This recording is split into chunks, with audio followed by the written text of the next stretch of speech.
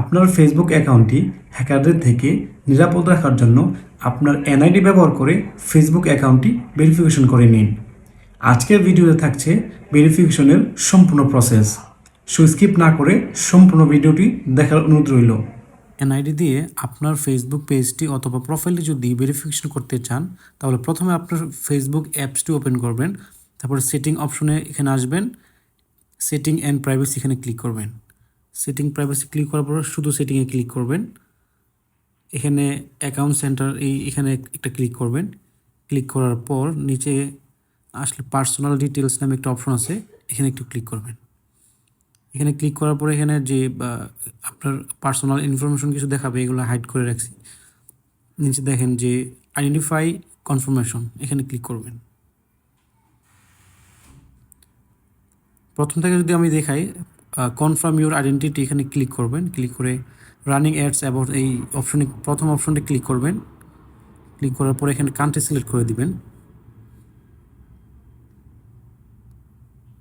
Bangladesh. Country select করার পর এখানে পার্সোনাল আইডি কার্ড, যে আপনার এনআইডিটা, এটার ফটো দিতে হবে। আমি একটু ব্যাগে যাচ্ছি কারণ আমি অর্ধেক তখন করে ফেলছিলাম। আমি আবার পার্সোনাল ডিটেলসে চলে গেলাম। এখানে আইডেন্টিটি কনফার্মেশন, এখানে আমি ইন প্রোগ্রেসে ক্লিক করলাম, আগের জায়গায় চলে আসছি।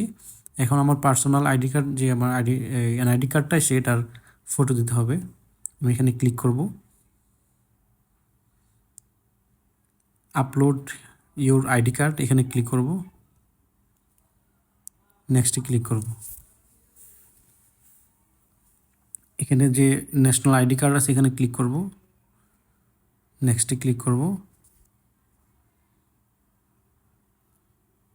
এখান থেকে আমরা গেট স্টার্ট এখানে ক্লিক করে দেব।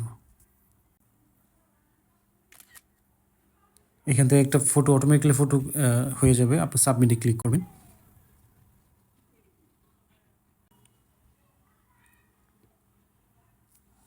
ওকে, আইডেন্টি কনফার্মেশন প্রগ্রেস, এখানে আমরা ফিনিশ করে দিব।